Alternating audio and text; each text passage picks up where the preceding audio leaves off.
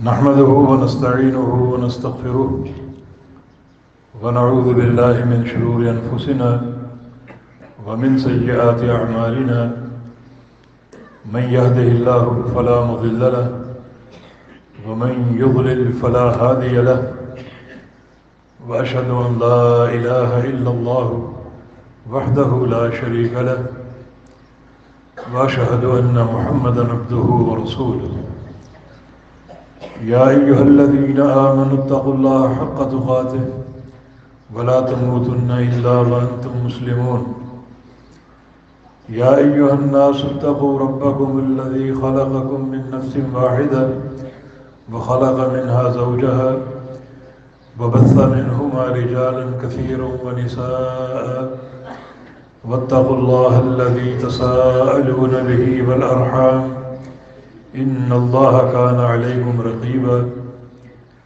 يا أيها الذين آمنوا اتقوا الله وقولوا قولا سديدا يصلح لكم أعمالكم ويغفر لكم ذنوبكم ومن يطع الله ورسوله فقد فاز فوزا عظيما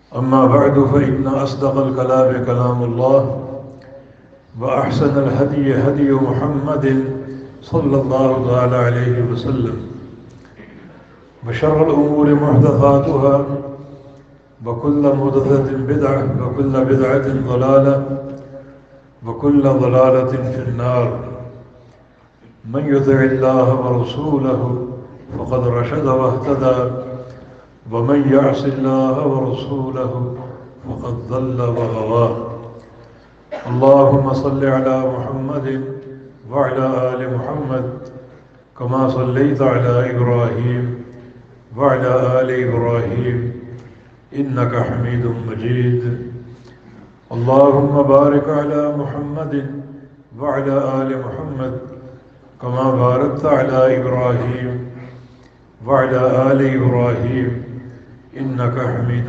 مجيد سبحانك لا علم لنا إلا ما علمتنا إنك أنت العليم الحكيم رب اشرح لي صدري ويسر لي أمري واحلل عقدة من لساني يفقه قولي لقد قال الله سبحانه وتعالى بعد أعوذ بالله من الشيطان الرجيم من همزه ونفخه ونفثه بسم الله الرحمن الرحيم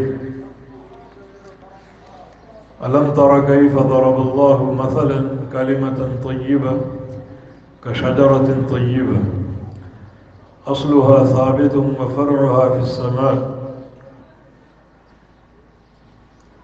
تؤتي أكلها كل حين بإذن ربها ويضرب الله الأمثال للناس لعلهم يتذكرون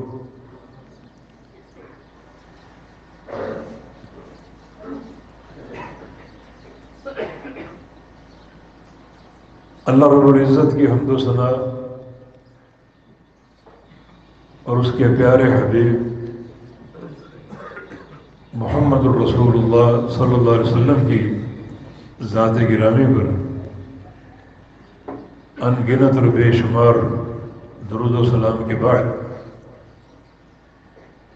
میرے لیے ضروری ہے کہ میں اپنے نائب ناظم اعلیٰ پروفیسر محمد جمن اور ان کے رفقائے کار بالخصوص سائیں احمد یار حافظ اللہ کا شکریہ ادا کروں جنہوں نے اس عظیم و شان پروگرام کے لیے مدعو کیا اور ایک ہی وقت میں ہزاروں بھائیوں اور دوستوں کی اللہ کی رضا کے لیے زیارت ہو گئی۔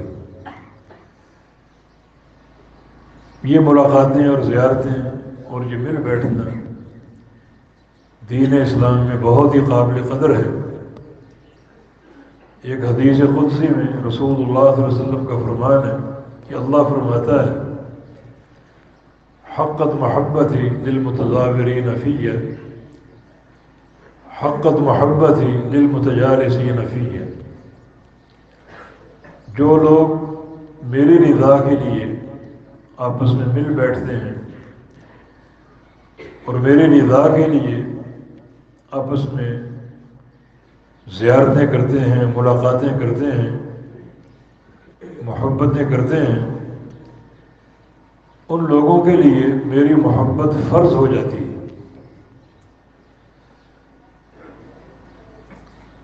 یہ ملاقاتیں اور زیارتیں اور مل بیٹھنا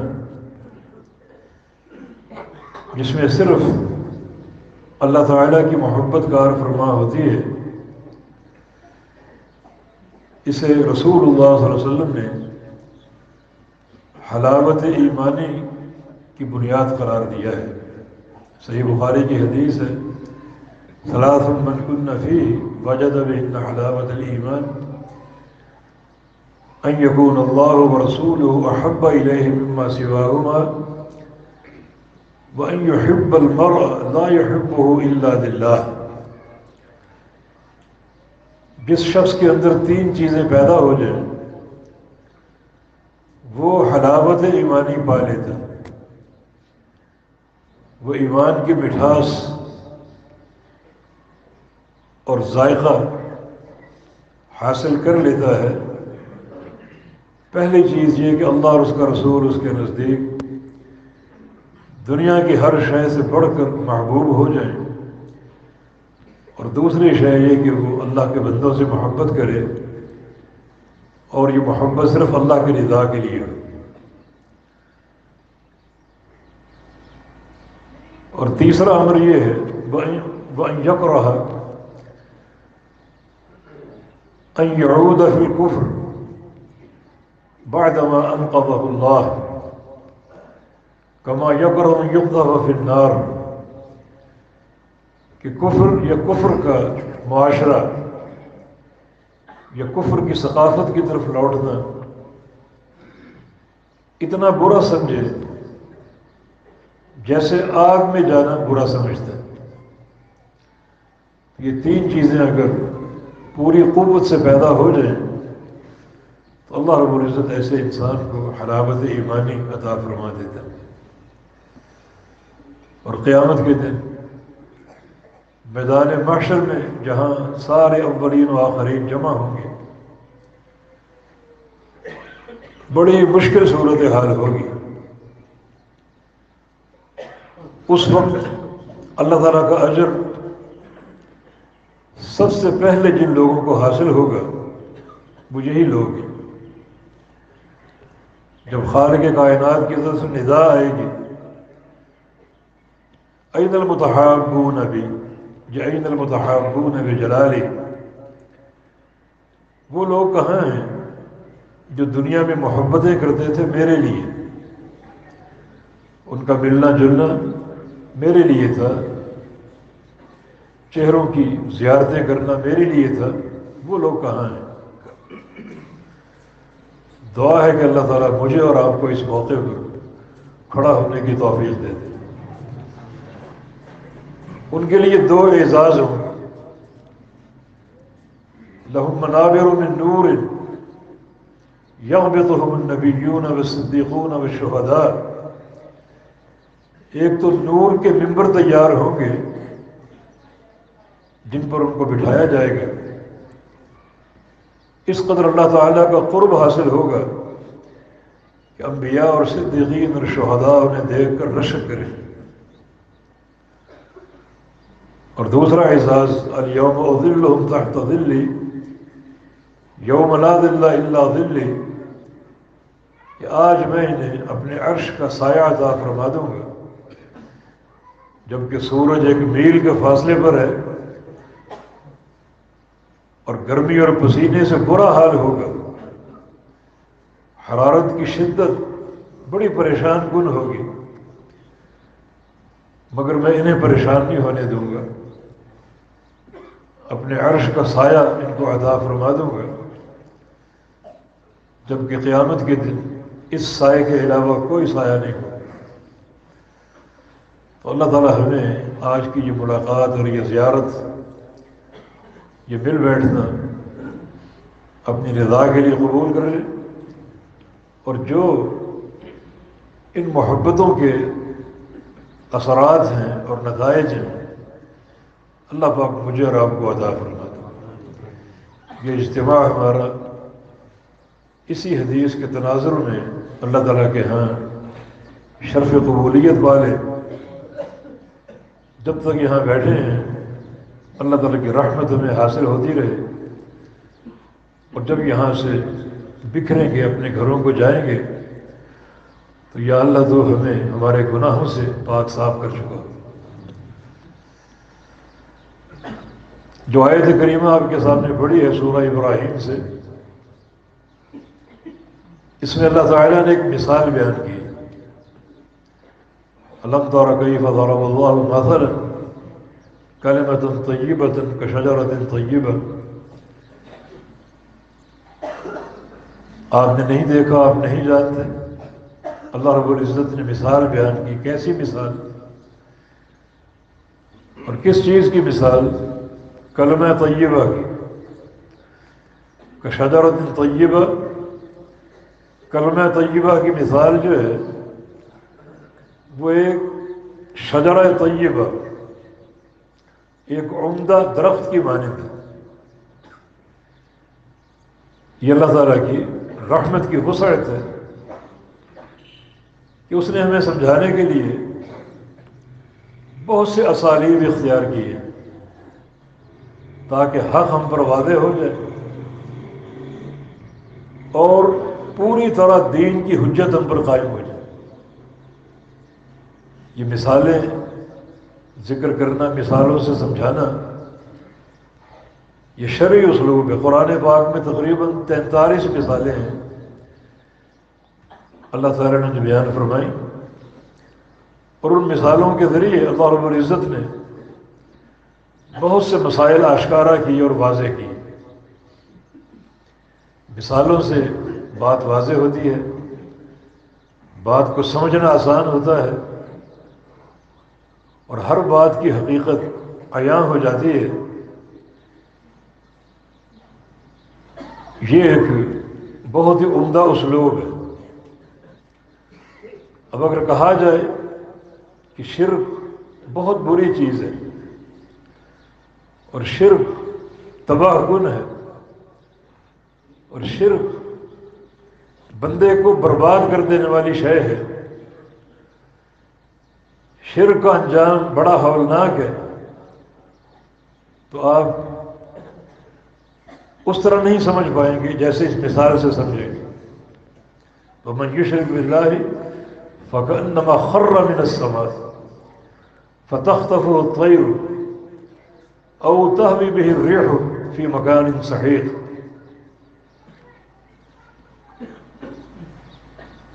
جو اللہ کے ساتھ شرک کرتا ہے کیسی بربادی اس کے کھاتے میں آتی ہے،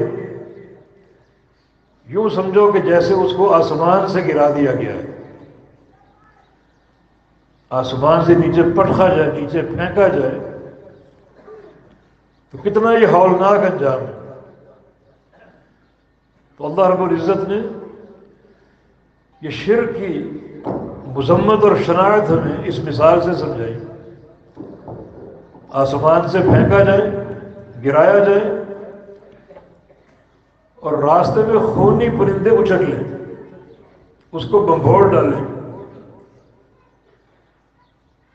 اور یا پھر تیز رفتار آندھیوں کی لپیٹ میں آ جائے اور وہ آندھیوں سے دور دراز علاقے میں پٹک کے رکھ دیں۔ یہ شرک کرنے والے کا ہولناک انجام ہے۔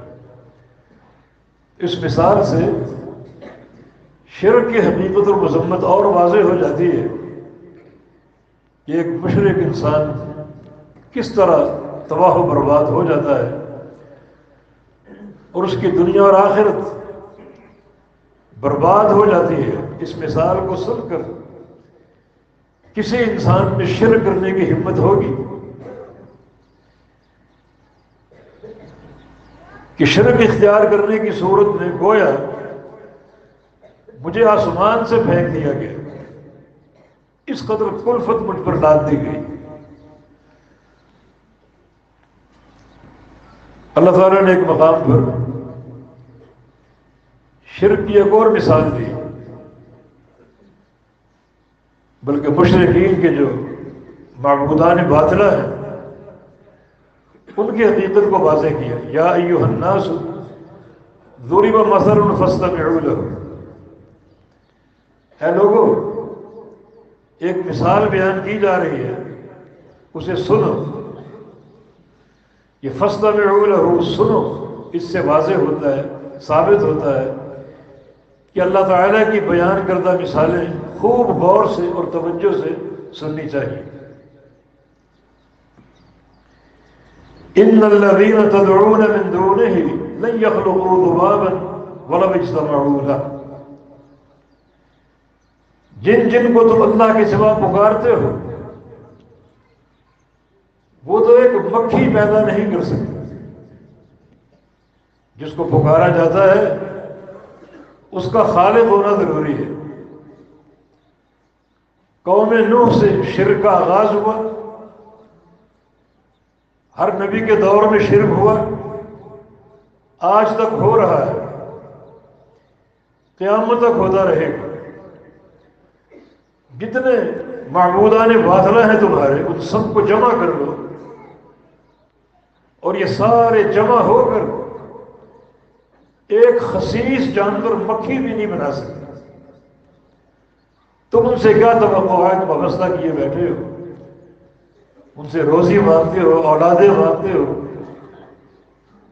شفا طلب کرتے ہو، شدائد کا علاج ان سے ڈھونڈتے ہو، اور مکھی بنانا دور کی بات نہیں، من یسلبہ الذباب،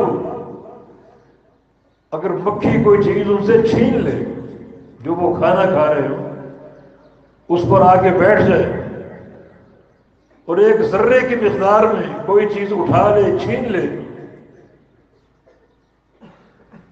تو اسے بھی واپس نہیں لے سکتے۔ سارے معبودان باطلہ جمع ہو کر اتنا کام بھی نہیں کر سکتے، ایک ذرے پر ان کا اختیار نہیں ہے۔ تو یہ مثال کس قدر شرک کی نحوست اور مذمت پر مشتمل ہے۔ مشرکین کی بے عقلی کو واضح کر دی ہے کہ کن کو تم پکارتے ہو، جن جن کو پکارا جا رہا ہے یا پکارا جاتا رہے گا، یہ سارے مل کر ایک مکھی نہیں بنا سکتے۔ تو یقیناً مثالوں سے مسائل واضح ہوتے ہیں، حقیقت حال اور کھل جاتی ہے، اور معاملہ آشکارا ہو جاتا ہے۔ یہ خالق کائنات کا احسان عظیم ہے۔ اب صدقہ ہم دیتے ہیں، اس صدقے کے آثار کیا ہیں اور اس کے نتائج کیا ہیں، قرآن نے ایک مثال سے واضح کیا۔ ان الذين ينفقون اموالهم في سبيل الله مثل الذين ينفقون اموالهم في سبيل الله كمثل حبة، جو لوگ اپنا مال اللہ کی راہ میں خرچ کرتے ہیں ان کی مثال ایک دانے کی ہے جس کو آپ نے زمین میں بو دیا، انبتت 7 سنابل، اس ایک دانے نے 7 سٹے پیدا کر دیے، فی کل سنبلۃ 100 حبہ، ہر سٹے میں 100 دانے موجود ہیں۔ آپ نے ایک دانہ زمین کو دیا اور بویا، اللہ تعالیٰ نے آپ کو 700 دانے دے دی۔ اور واللہ یضاعف لمن یشاء، اللہ تعالیٰ جس کے لیے چاہے اس سے بھی بڑھا کر عطا فرماتا۔ اس مثال سے صدقے کا ایک عمدہ نتیجہ ہمارے سامنے آ گیا کہ بندہ ایک دانہ ہی اللہ کی راہ میں خرچ کر دے، ایک کھجور ہی اللہ کی راہ میں خرچ کر دے، تو اللہ تعالیٰ کس طرح بڑھا چڑھا کر لوٹاتا ہے اور اپنے بندوں کو اس سے کئی گنا بڑھ کر عطا فرما دیتا ہے۔ ما نقص صدقۃ من مال، صدقے سے مال کم نہیں ہوتا۔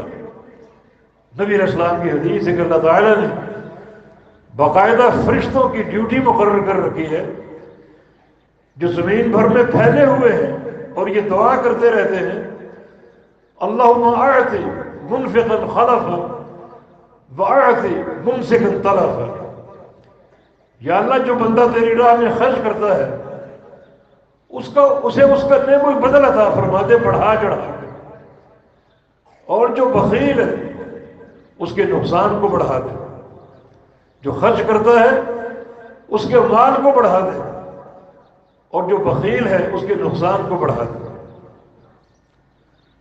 ہم نمازوں سے غافل ہوتے ہیں، اوقات کی پابندی نہیں کر پاتے، لیکن اس کا کیا وبال ہے، اس کا کیا خمیازہ بھگتنا پڑے گا۔ نبی علیہ السلام کی ایک حدیث میں ایک مثال کا ذکر ہے، من فاتته صلاۃ العصر فکأنما بذر اہلہ ومالہ، جس شخص کی عصر کی نماز لیٹ ہو جائے، عصر کی نماز تاخیر سے پڑھے، اب اس کے کھاتے میں کیا نقصان جا رہا ہے، کیا بربادی جا رہی ہے، اسے اس کا احساس نہیں ہے، مگر اس مثال سے سمجھ لے کہ گویا اس کا سارا اہل، بیوی بچے، بھائی بہنیں، ماں باپ، اس کا سرمایہ اور اس کا مال سب کا سب ایک مقام پر جمع کر کے اس کو آگ لگا دی، کیا اس کے احساسات ہوں گے جب اپنی نگاہوں کے سامنے بچوں کو جلتا ہوا دیکھے گا، اپنی کمائی کو جلتا ہوا دیکھے گا۔ تو اس مثال کو سننے کے بعد جو وبال کی صورت حال ہے، اب کوئی بندہ نماز کو لیٹ کرے گا، سارے کام چھوڑ کے نماز پڑھے گا، نماز مقدم ہے، اس کی تاخیر کی کوئی گنجائش نہیں۔ اور بعض اوقات پیارے پیغمبر صلی اللہ علیہ وسلم عملی مثال دیا کرتے تھے، صحابہ کرام کی جماعت کے ساتھ تشریف لے جا رہے تھے، راستے میں ایک درخت دیکھا، سوکھا ہوا، سوکھے پتے، چھڑی آپ کے ہاتھ میں تھی، آپ وہاں رک گئے، ٹھہر گئے، صحابہ کرام بھی ٹھہر گئے، آپ نے اپنی چھڑی اس درخت کی ایک شاخ پر ماری اور سارے پتے جھڑ گئے۔ صحابہ یہ منظر دیکھ رہے ہیں، یہ ایک عملی مثال ہے۔ تو رسول اللہ صلی اللہ علیہ وسلم نے ارشاد فرمایا، کچھ کلمات ایسے ہیں اگر تم کو پڑھتے رہو تو اللہ تعالیٰ تمہارے گناہوں کو اس طرح جھاڑ دے گا جیسے اس درخت کے پتے جھڑ گئے۔ وہ کلمات کیا ہیں؟ سبحان اللہ والحمد للہ ولا الہ الا اللہ واللہ اکبر۔ اگر یہ کلمات تم پڑھتے رہو تو اللہ تعالیٰ تمہیں تمہارے گناہوں سے اس قدر پاک اور صاف کر دے گا جیسے اس شاخ کے پتے جھڑ گئے۔ تو اس مثال کا تصور کر لیجیے اور اپنے گناہوں کے بوجھ کا بھی سوچیے، ان گناہوں کو جھاڑنے کی اور گناہوں سے پاک صاف ہونے کی تدبیر کیجیے۔ تدبیر آپ نے نہیں کرنی، تدبیر ہو چکی ہے اور اللہ کے پیغمبر کھول کھول کر بیان کر چکے ہیں۔ تو آپ نے اس عملی تمثیل سے واضح کر دیا کہ جو بندہ یہ کلمات پڑھے گا جو کہ عقیدہ توحید کا مربع ہے، تو اللہ تعالیٰ کی کلمات کی برکت سے اس کے گناہوں کو اس طرح جھاڑ دے گا جیسے آپ کے سامنے اس شاخ کے پتے جھڑ گئے۔ تو ان مثالوں سے آپ سمجھیے کہ تمثیل اور مثال ایک ادبی اور بلاغت کا اصول اور اسلوب ہے جس سے باتیں واضح ہوتی ہیں اور ایک چیز کی حقیقت عیاں ہوتی ہے۔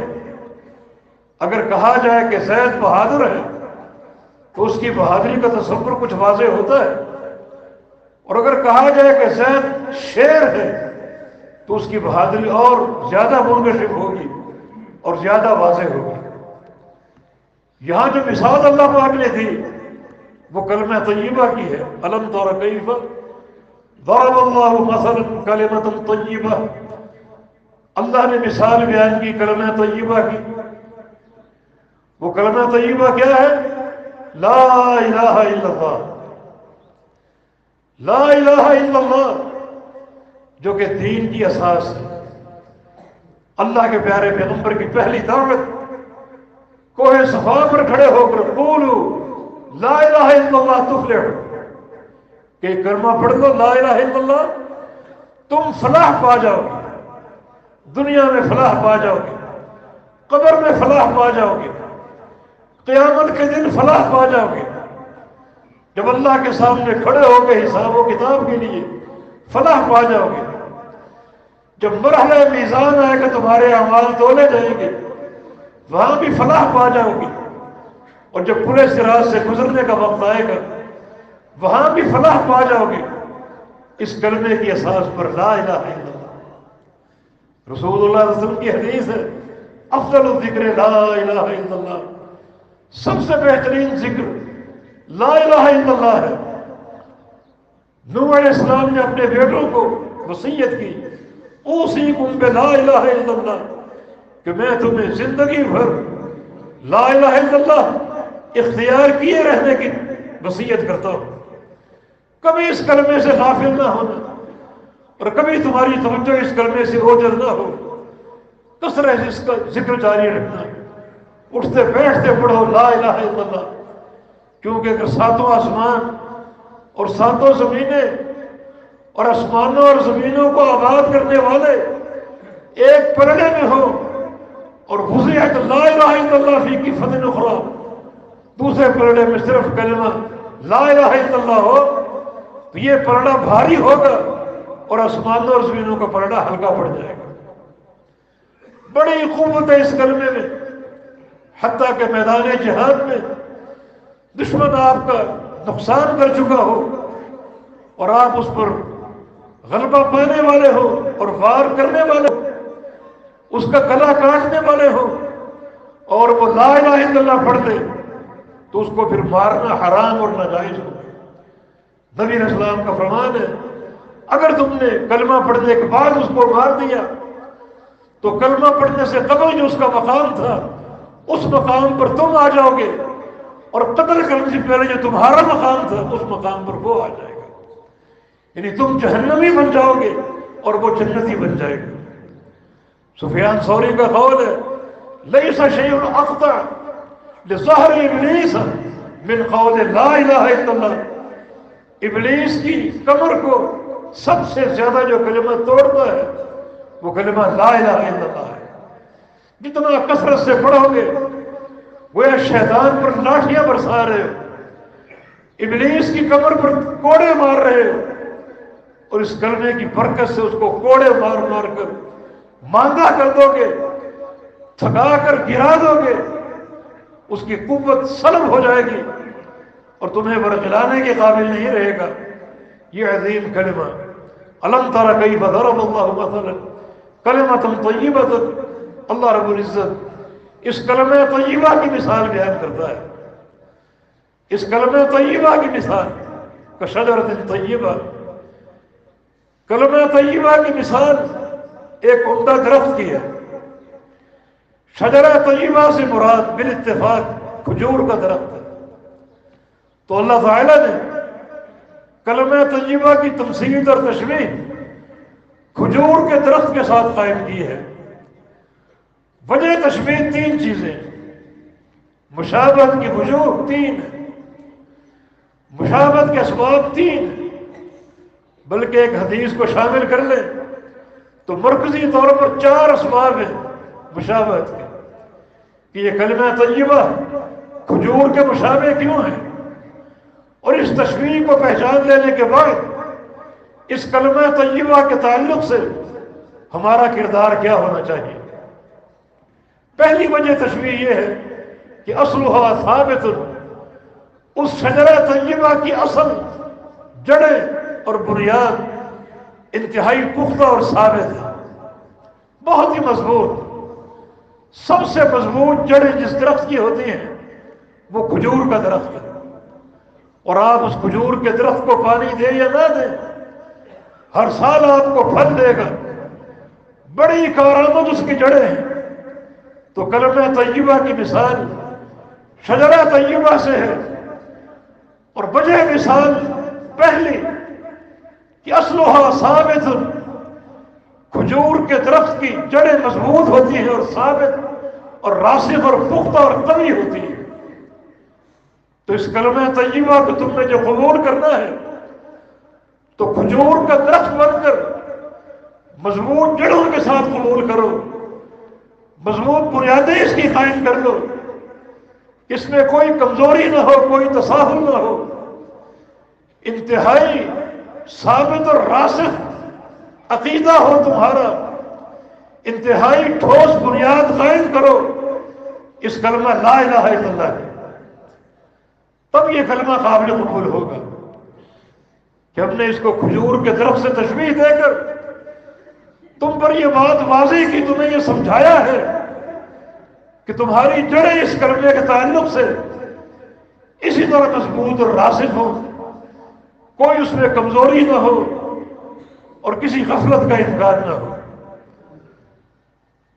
دوسری وجہ تشبیہ جو ہے وَفَرْعُهَا فِي السَّمَاءِ، اس کھجور کے پتے آسمان سے باتیں کرتے ہیں، انتہائی بلند ہوتے ہیں، جڑیں جس قدر گہری اور مضبوط ہو اس کا تنا اسی قدر طویل ہوتا ہے، اور اس کے پتے، اس کی جو شاخیں ہیں اسی قدر وہ اونچی ہوتی ہیں، آسمان سے باتیں کرتی ہوئی اوپر کو جاتے ہوئے دکھائی دیتی ہیں۔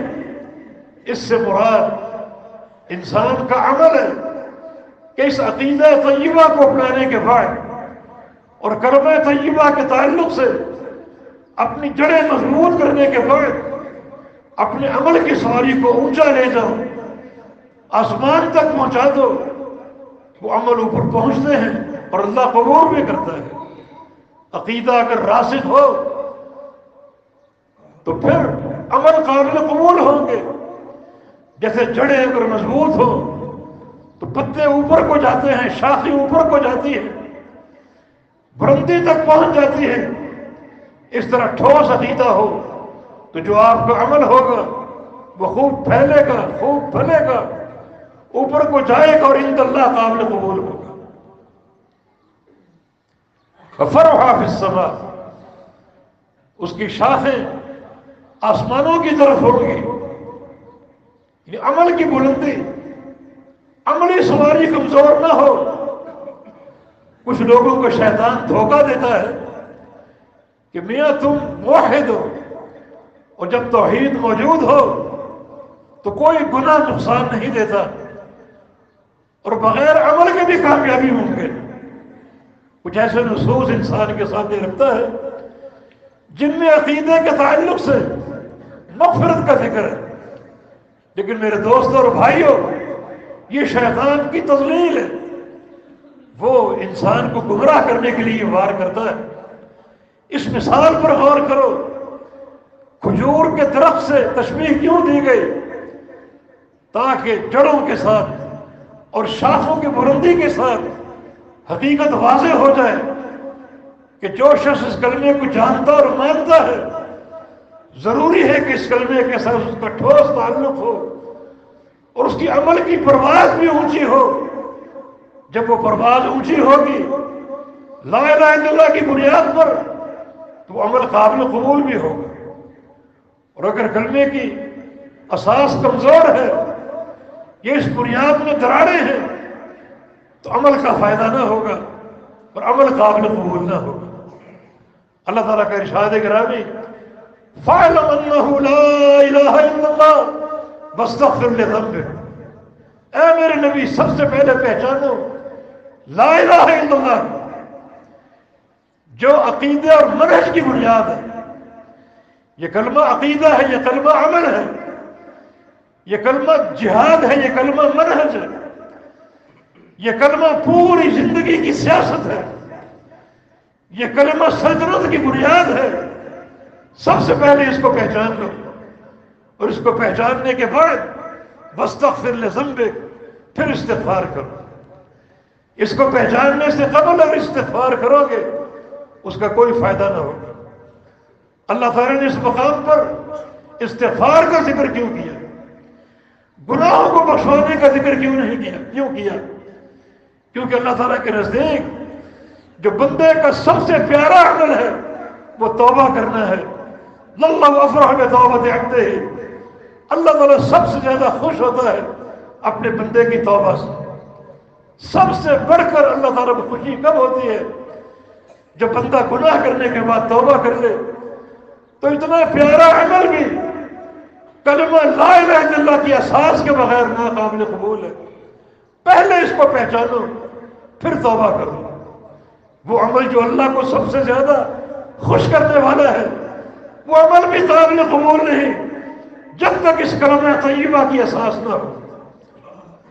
ان اللہ یمد یدہ بالنہار لیتوب مسیء اللیل، اللہ اس قدر خوش ہوتا ہے دن چڑھتا اللہ اپنے ہاتھ کو پھیلا دیتا ہے تاکہ جن بندوں نے رات کو گناہ کیا ہے وہ دن کے اجالے میں توبہ کر دیں.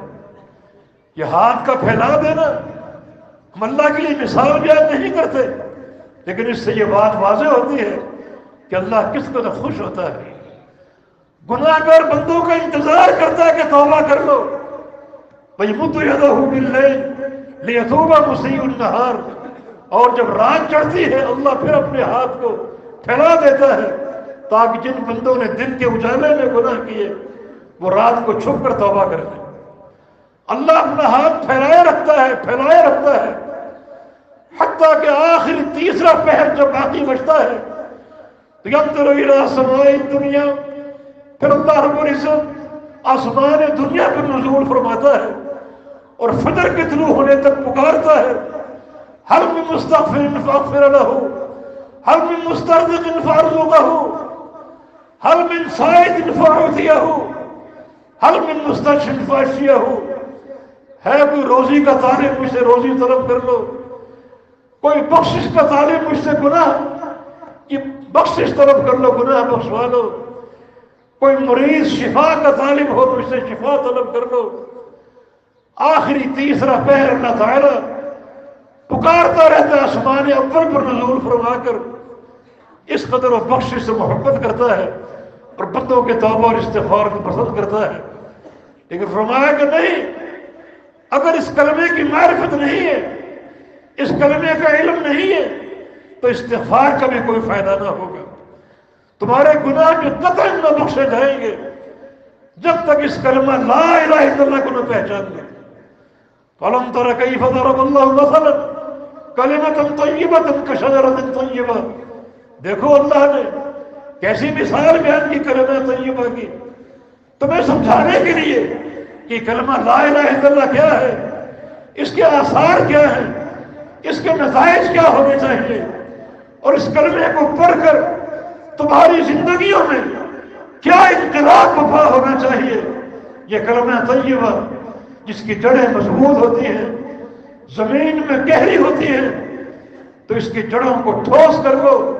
کلمہ طیبہ کی اس عقیدے کو ٹھوس بنا لو گہرائی کی حد تک، انتہائی رسوخ اور انتہائی ثبات کے ساتھ. یہ ثبات ہی کارآمد ہوگا. اس نتیجے کو اچھی طرح سمجھ لو اور پہچان لو. فرمایا کہ یثبت اللہ الذین آمنوا بالقول الثابت فی الحیات الدنیا وفی الآخرہ. اللہ رب العزت اہل ایمان کو ثبات دیتا ہے، ان کے قدموں کو مضبوط کر دیتا ہے بالقول الثابت، قول ثابت کی برکت سے. کہاں کہاں؟ دنیا کی زندگی میں اور مرنے کے بعد بھی. دنیا کی زندگی میں اللہ تعالیٰ اگر اس کلمے سے گہرا تعلق پیدا کر لو گے مضبوطی اور رسوخ کے ساتھ، تو اللہ تعالیٰ تمہیں ثابت قدمی عطا فرما دے گا. ایسی ثابت قدمی کہ کوئی دنیا کی طاغوتی طاقت تمہیں توحید سے برگزا نہ سکے گی، برگشتہ نہ کر سکے گی. توحید کے ڈاکو قدم قدم پر موجود ہوں گے. کسی کا رخنا توحید الوہیت میں ہوگا، کسی کا رخنا توحید ربوبیت میں ہوگا، اور کسی کا رخنا توحید اسماء و صفات میں ہوگا.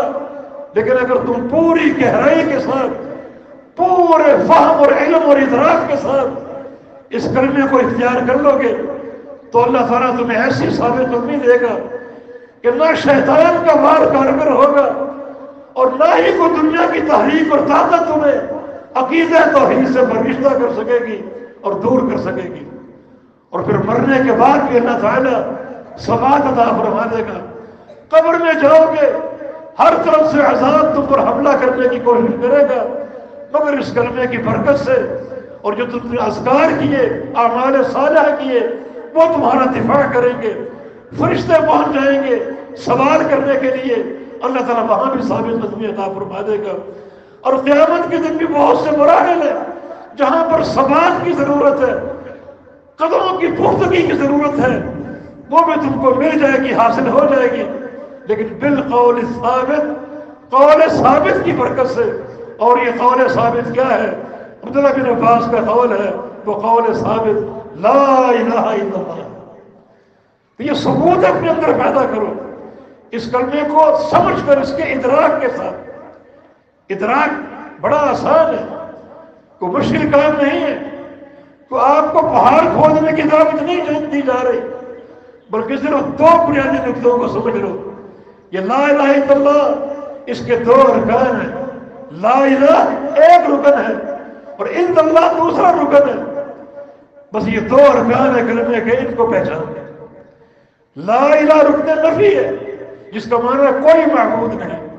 اس کو پہچان لو، اور پہچاننے کے بعد اس پر ڈٹ جاؤ اور جم جاؤ اس پر کہ کوئی معبود نہیں. اب نہ کوئی زندہ، نہ کوئی مردہ، نہ کوئی زمین کے اوپر، نہ کوئی زمین کے اندر، نہ کوئی لاہوری سرکار، نہ کوئی پاک پتن کی سرکار. کوئی سرکار نہیں، کوئی معبود نہیں، کوئی پکارے جانے کے لائق نہیں، کوئی مشکل کشا نہیں، کوئی حاجت روا نہیں. یہ کلمہ لا الہ نفی کی بنیاد. جب نفی آ گئی، نفی مطلق ہے، کسی استثناء کے بغیر اور کسی تخصیص کے بغیر. مطلق یہ نفی ہے. کوئی معبود نہیں ہے، کہیں بھی نہیں ہے، کسی دور میں نہیں ہے، کسی زمانے میں نہیں ہے، کسی مقام پر نہیں ہے، کسی گاؤں کوٹ میں نہیں ہے. یہ رکن نفی ہے. نفی کو سمجھو، نفی کو پہچانو، پھر رکن اثبات آگے آ جاتا ہے. الا اللہ، صرف ایک اللہ، باقی سارے معبود جو بنائے گئے، تراشے گئے، وہ معبودان باطلہ ہے. صرف ایک ہی معبود حق ہے اور وہ اللہ رب العزت ہے. بس یہ دو بنیادیں اس کلمے کی، نفی کی بنیاد اور اثبات کی بنیاد. اس کو پہچان لو. فاعلم انہ لا الہ الا اللہ. اس کلمے کو پہچان لو، اور پہچان لینے کے بعد اس کو ڈٹ جاؤ اور جم جاؤ. رکن نفی کو اختیار کر لو، رکن اثبات کو اختیار کر لو. یہ ہے اصلھا ثابت، مضبوط اس کی بنیادیں ہیں، مضبوط اس کی جڑیں ہیں. مضبوط بناؤ. پھر یہ کلمہ سرسری نہیں ہے، یہ کلمہ ایسی گواہی نہیں ہے کہ تم اس گواہی کو بغیر فہم کے ادا کرتے رہو. گواہی کا فہم ضروری ہے. اگر آپ عدالت میں کھڑے ہوں، وکیل آپ پر جرح کرے، گواہی دینے آپ گئے ہیں، اور آپ کو گواہی کا علم نہ ہو تو آپ کی گواہی مسترد ہو جائے گی. اس کی آپ کو سزا مل سکتی ہے. یہ تو دنیا کی گواہیاں ہیں، جبکہ توحید کی گواہی اعظم الشہادہ ہے. کائنات کی سب سے بڑی گواہی، اللہ رب العزت کی وحدانیت کی گواہی، یہ بغیر علم کے کیسے قابل قبول ہوگی؟ علم حاصل کرو، ادراک حاصل کرو، اس علم اور ادراک پر پوری قوت کے ساتھ چل جاؤ. جیسے کھجور کے درخت کی جڑیں ہوتی ہیں، بڑی مضبوط جڑیں، ان مضبوط جڑوں کی طرح اس کرنے کا عقیدہ اختیار کر لو اور ٹھوس ہو جاؤ، ٹھوس بنیادیں اختیار کر لو. فروعها فی السماء. اور پھر اس کی جڑیں جب مضبوط ہوئیں تو اس کی شاخیں اور پتے آسمانوں کی طرف دراز ہو چکے. اب جو عمل کرو گے اوپر کو جائیں گے اور اللہ کے ہاں قابل قبول ہوں گے. اللہ ان اعمال کو مسترد نہیں کرے گا بلکہ ان اعمال کو قبول کرے گا. مگر ساتھ ساتھ یہ حقیقت بھی سمجھو کہ خالی کلمے کی معرفت اور لا الہ الا اللہ پر جم جانا کافی نہیں، عمل صالح کی بھی ضرورت ہے. تلک الجنۃ التی اورثتموها بما کنتم تعملون. تمہیں جنت کی وراثت دی جائے گی تمہارے عمل کی برکت سے. عمل کرو. اللہ کے پیارے جو عمل نہیں کرتے تھے، ان سے بڑھ کر موحد کون ہو سکتا ہے؟ ان سے بڑھ کر توحید کا پرچار کرنے والا کون ہو سکتا ہے؟ ان سے بڑھ کر عقیدے کا فہم کسے ہو سکتا ہے؟ ان سے بڑھ کر کھجور کے درخت کی طرح ٹھوس اس کلمے کی جڑیں کس کی ہو سکتی ہیں؟ لیکن پیارے پیغمبر کی حیات مبارکہ کا آخری ایام ہے اور آپ کو مسجد لے آیا جا رہا ہے، دو بندے سہارا دے کر آپ کو چلا رہے ہیں، قدموں میں جان نہیں ہے، چل نہیں سکتے، قدم زمین پر گھسٹ رہے ہیں، اور اس حالت میں بھی آپ مسجد کی طرف جا رہے ہیں نماز ادا کرنے کے لیے، تو عمل کی کس قدر حاجت ہے؟ یہ شیطان کی ایک سازش ہے، اس کا ایک وسوسہ ہے جو پیدا کرتا ہے کہ تم موحد ہو، تمہاری بخشش توحید کی برکت سے ہو جائے گی، عمل کی ضرورت نہیں ہے۔ لیکن نہیں، اللہ تعالیٰ نے اس عظیم الشان مثال کے ذریعے عمل کی اہمیت کو اجاگر کیا کہ خالی کھجور کی جڑیں کافی نہیں ہے، صرف جڑیں ہو باقی کچھ نہ ہو تو کیا وہ کارآمد ہوگا درخت؟ نہیں، اصلها ثابت وفرعها فی السماء، اس کی جڑیں زمین میں گہری ہیں اور شاخیں اور پتے آسمان کی طرف ہیں، جو کہ عمل کی نشاندہی کرتے ہیں۔ تو اس کلمے کی جڑیں مضبوط کرنے کے بعد عمل صالح پر توجہ دو، ہر آن آپ کا تعلق کلمہ لا الہ الا اللہ کے ساتھ ہو، پھر عمل ہو، اس عمل کی اساس میں لا الہ الا اللہ ہو، عمل کرنا بھی لا الہ الا اللہ کی خاطر ہو، نمازیں ہو، روزے ہو، حج و زکوٰۃ ہو، عمرہ ہو، جہاد ہو، ان سب کی بنیاد لا الہ الا اللہ ہے، توحید ان کی اساس ہے۔ یہ ایک مربوط ایسا تعلق جو اس مثال سے سمجھایا جا رہا ہے، اس سے حقیقت حال واضح ہوتی ہے کہ عقیدے کے ساتھ عمل ہے، عمل کو اختیار کر لو، عمل کو اختیار کر لو، جیسا کہ سلف صالحین کا کردار تھا، وتیرہ تھا۔ صحابہ کہتے ہیں کہ تعلمنا العلم بالعمل جميعا، ہم نے پیارے پیغمبر سے علم اور عمل اکٹھا لیا ہے، جو وہی اترتی اس پر عمل کرتے ہیں۔ تم القرآن و تم العمل، ادھر قرآن کا نزول پورا ہوا، ادھر ہمارا عمل پورا ہو گیا۔ تو یہ کلمہ طیبہ، اس سے صحیح تعلق قائم کرنے والا مضبوط عقیدہ اختیار کر لو، اور پھر اپنے عمل کی بلندی کی طرف توجہ دو جو آسمانوں کی طرف جائے، اور تمہارا عمل قابل قبول ہے۔ ہم نے ایک چوتھی چیز کا ذکر کیا تھا ایک حدیث کی روشنی میں، ایک مجلس میں رسول اللہ صلی اللہ علیہ وسلم تشریف فرما تھے، آپ نے صحابہ سے ایک سوال کیا، ان من الشجر شجرۃ، ایک درخت ہے، مثلها کمثل المؤمن، اس کی مثال ایک مومن موحد کی ہے۔ وہ درخت ایک مومن جیسا ہے، ایک موحد جیسا ہے، اس کی ایک نشانی ہم بتا دیتے ہیں، لا يتحات ورقها، اس کے پتے نہیں جھڑتے، اس کے پتے نہیں گرتے۔ حدثونی ما ہی، ذرا مجھے بتاؤ وہ درخت کیا ہے، وہ کون سا درخت ہے؟ عبداللہ بن عمر اس حدیث کے راوی ہیں، فرماتے ہیں کہ واقع الناس بشجر الوادی، لوگوں کے ذہن جنگل کی طرف چلے گئے، درختوں کے بارے میں غور کرنے لگے، وہ کون سا درخت ہے جس کی مثال مومن کی سی ہے، جس کے پتے نہیں جھڑتے۔ ابو بکر و عمر اس مجلس میں موجود تھے، لیکن کوئی جواب نہ دے سکے، سب خاموش رہے۔ عبداللہ فرماتے ہیں کہ میرے ذہن میں خیال ہے کہ انہا النخلہ، یہ کھجور کا درخت ہو سکتا ہے، مگر میں نے حیا کی بنا پر جواب نہ دیا کہ جہاں میرے والد گرامی موجود ہیں اور وہ خاموش ہیں، اور جہاں افضل و حاضر الامہ ابو بکر صدیق موجود ہیں اور وہ خاموش ہیں، وہاں میرا بات کرنا مناسب نہیں ہے۔ جب سارے صحابہ خاموش رہے تو اللہ کے پیارے پیغمبر نے خود جواب دیا کہ انہا النخلہ، وہ درخت کھجور کا درخت ہے جس کی مثال مومن کسی ہے۔ بعد عبداللہ بن عمر اپنے والد سے کہا کہ مجھے اس کا جواب معلوم ہو چکا تھا، مگر میں حیا کی بنا پر خاموش رہا کہ بڑے بڑے صحابہ اور کبار صحابہ موجود ہیں جو کہ خاموش ہیں اور جواب نہیں دے پا رہے، میرا جواب دینا مناسب نہیں۔ جناب عمر بن خطاب نے فرمایا اگر تم یہ جواب دے دیتے تمہارا یہ جواب مجھے دنیا کی ساری دولتوں سے محبوب ہوتا۔ علم ایک دولت ہے، علم ایک خزانہ ہے، اور علم بھی وہ جس کے تانے بانے عقیدہ توحید سے جڑتے ہوں، ساری دنیا ایک طرف ہو، دنیا کے خزانے ایک طرف ہو، اس علم کا ایک نقطہ ان تمام خزانوں سے قیمتی ہے، اس کے پتے نہیں جھڑتے۔ تو اس درخت کی مثال ایک مومن موحد کی ہے جس کا سینہ لا الہ الا اللہ کے نور سے روشن ہے، پتے نہیں جھڑتے اس درخت کے۔ اس کا معنی کیا ہے؟ پتوں کا اونچا ہونا اور پتوں کا نہ جھڑنا۔ ان مثالوں سے کیا سمجھایا جا رہا ہے؟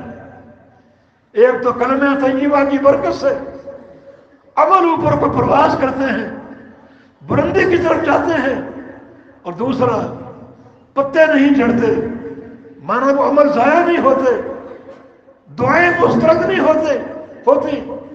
اگر تم اس کلمے سے صحیح معنی میں تعلق جوڑو گے، صحیح معنی میں تعلق قائم کرو گے، تمہارے عمل اوپر کو پرواز کریں گے اور جڑیں گے نہیں، گریں گے نہیں، بلکہ قائم رہیں گے۔ اللہ ان کی حفاظت کرے گا۔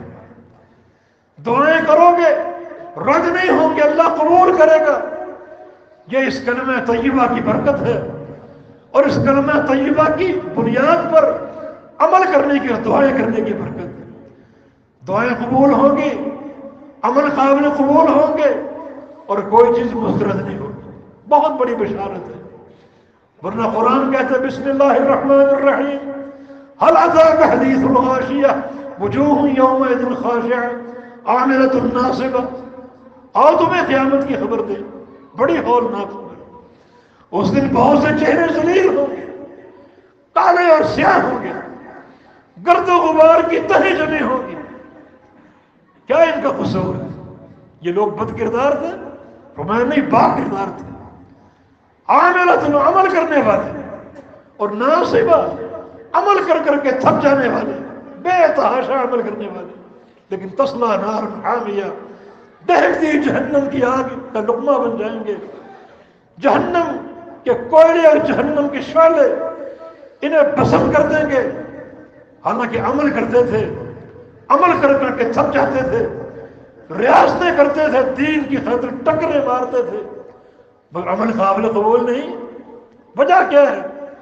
وجہ یہ کہ جو مثال اللہ نے بیان کی کلمہ طیبہ کی، اس مثال کے جو آثار اور نتائج ہیں ان پر یہ غور نہیں کرتے تھے۔ عقیدے میں دراڑ آ جائے، عمل میں اگر خلاف سنت راستہ اپنا لو، ساری محنتیں رائے گاہ ہیں اور ساری کوششیں بیکار ہیں۔ لیکن ایک مومن موحد کی مثال، اگر کلمہ طیبہ صحیح فہم کے ساتھ قبول کر کے گہرائی اور مضبوطی کے ساتھ تعلق قائم کر لو گے، اور عمل کی شاخیں سنت مصطفیٰ کی اساس پر آسمان کی طرف دراز کرو گے، کوئی نیکی نہیں گرے گی، کوئی دعا رد نہیں ہوگی، ہر عمل قابل قبول ہوگا، ہر دعا عند اللہ قابل قبول ہوگی۔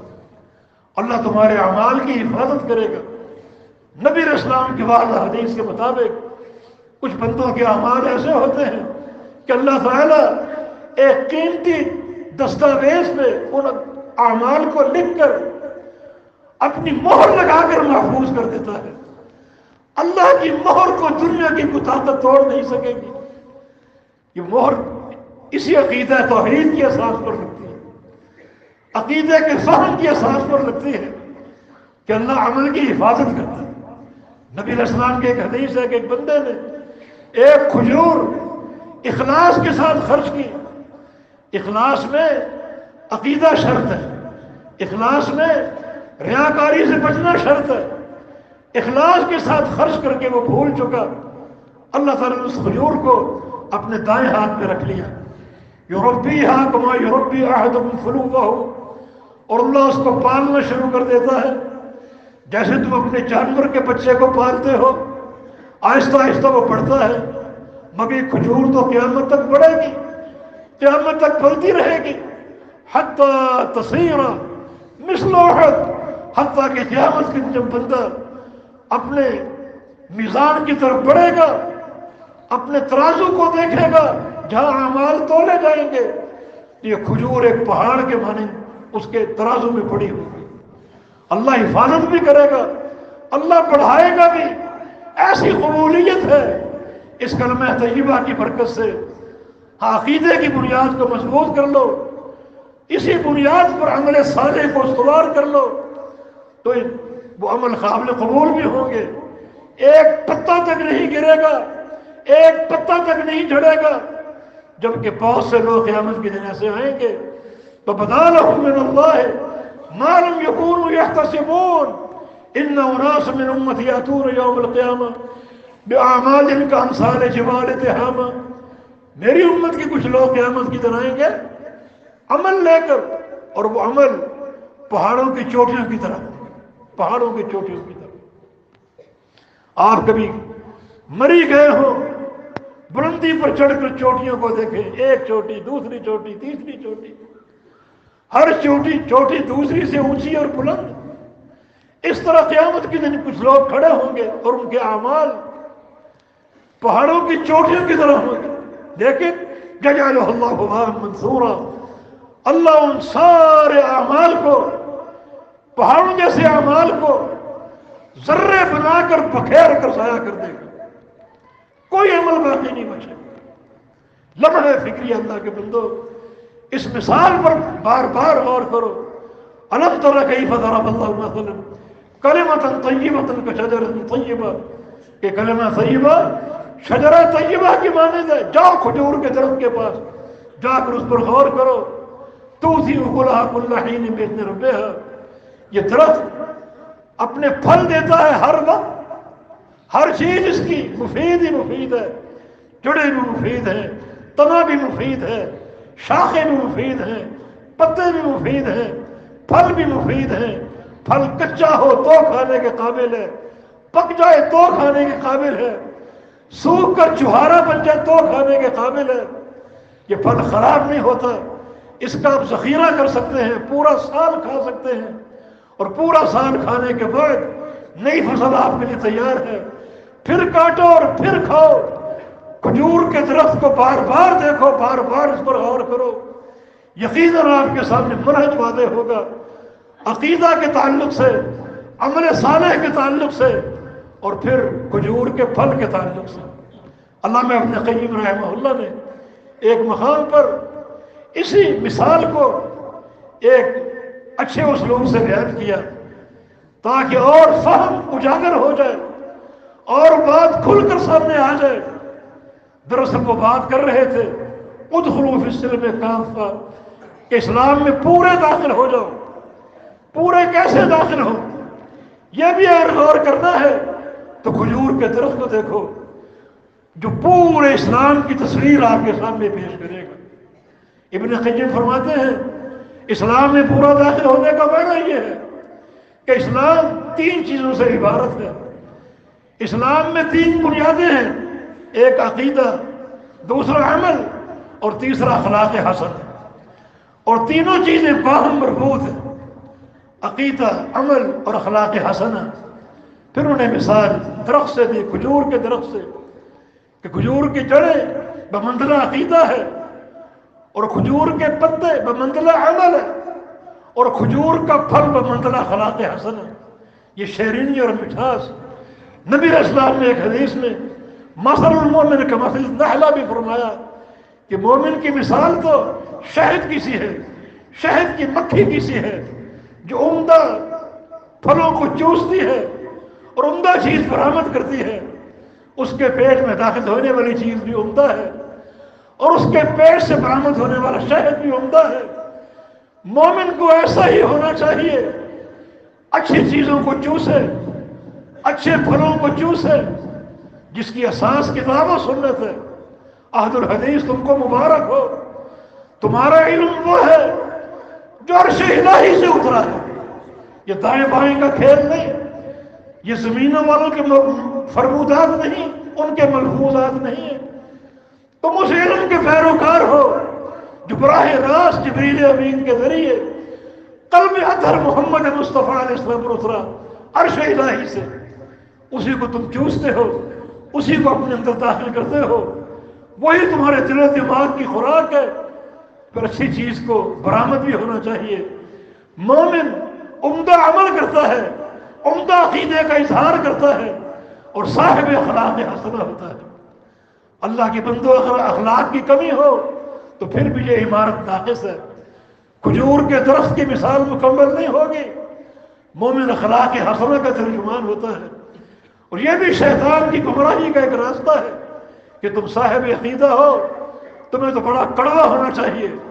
نہیں، مومن کو شہد ہونا چاہیے، شہد کی طرح میٹھا ہونا چاہیے، شہد کی مکھی کی طرح اپنے اندر اچھی چیزوں کو داخل کرے، اچھی چیزوں کو برآمد کرے۔ ان مثالوں کے ذریعے رسول اللہ صلی اللہ علیہ وسلم نے اس عظیم منہج کو اجاگر کیا، اس عظیم منہج کو روشن کیا۔ تو اس سے جو باتیں حاصل ہوئیں وہ انتہائی قابل غور ہیں۔ تو کھجور کے درخت کی اس مثال کو سامنے رکھتے ہوئے اپنے نسب و علم کا تعین کیجیے، درخت کو بار بار دیکھو، اور درخت کے ان بہت سے امور کو سامنے رکھ کر کہ اس کی ہر چیز مفید ہے۔ مومن بھی ایک کھجور کا درخت بن جائے جو لوگوں کے لیے فائدے کا باعث ہو، دور والوں کے لیے سایہ مہیا کرے، اور جو قریب آئے اس کو پھل کھلائے۔ سوکھ جاتا ہے پھر بھی اس کی ہر چیز منفعت کا باعث ہے، اس کا تنا بھی کام آتا ہے، اس کی شاخیں بھی کام آتی ہیں، اگر کھود کی جڑیں نکال لیں جڑیں بھی کام آتی ہیں۔ کوئی چیز ایسی نہیں جو سایہ ہو۔ مومن بھی ایسا پاکردار ہو، اس کی کوئی چیز سایہ نہ ہو، مٹھاس ہی مٹھاس ہو، عقیدے کی قوت ہو، عمل صالح کی برکت ہو، اور اخلاق حسنہ کی مٹھاس ہو۔ یہ ساری چیزیں مل کر ایک مومن کی کامیابی پر منتج ہوں گی، اور ایک مومن کی کامیابی جو ہے وہ اللہ کے ہاں دلوائے گی۔ یہ مثال بہت سے پہلوؤں سے قابل غور ہے۔ کھجور کے درخت کو آپ بار بار دیکھتے ہیں، اللہ کی شان سامنے آتی ہے، اور اس درخت کو دیکھ کر یقیناً ہمیں اصلاح کا موقع مل سکتا ہے، اور اس کے مطابق اپنی زندگی کو ہم استوار کر سکتے ہیں۔ والتوفیق بإذن اللہ تعالی۔ اللہ پاک ہمیں عقیدے کا رسوخ عطا فرما دے، اللہ پاک ہمیں عمل صالح کی برکات سے مالا مال فرما دے۔ یا اللہ ہم سے راضی ہو جا، اپنی رحمت عطا فرما دے، ہمارے گناہوں کو بخش دے۔ یا اللہ یہ جو وبا پھیلی ہوئی ہے اس کو ہمارے ملک سے اور ہر اسلامی ملک سے اس کو اٹھا لے، ہمیں عافیت کی زندگی عطا فرما دے، مریضوں کو شفا عطا فرما دے۔ اللہ تعالی ہمیں عمل صالح کی توفیق عطا فرما دے، ہمارے سینوں کو علم سے، علم نافع سے منور فرما دے۔ اقول قولی هذا واستغفر اللہ لی ولکم وآخر دعوانا ان الحمد للہ رب العالمین۔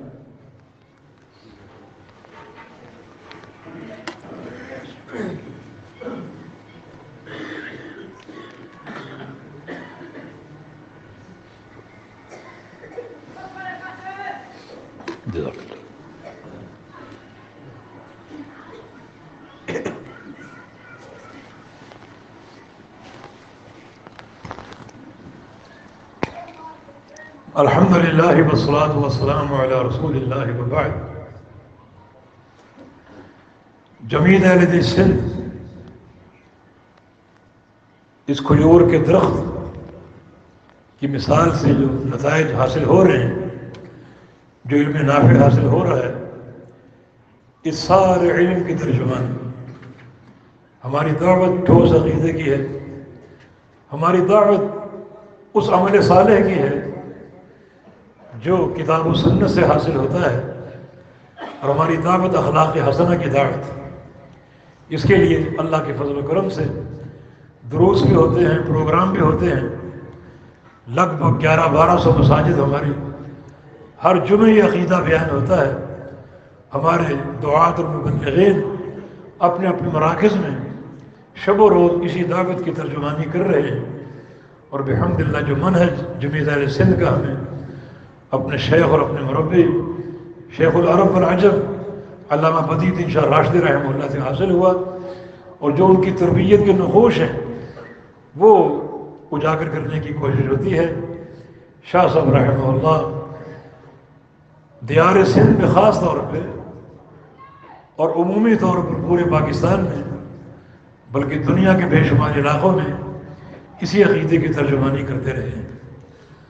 اسماء و صفات کے تعلق سے میں اپنے شیخ کو علامہ ابن تیمیہ رحمہ اللہ کے جانشین سمجھتا ہوں، جنہوں نے اس علم کی شمع کو روشن کیا، منور کیا اور چراغوں سے چراغ جلائے، اور آج یہ انہی کے الحمدللہ آثار اور محنتوں کے نتائج ہیں۔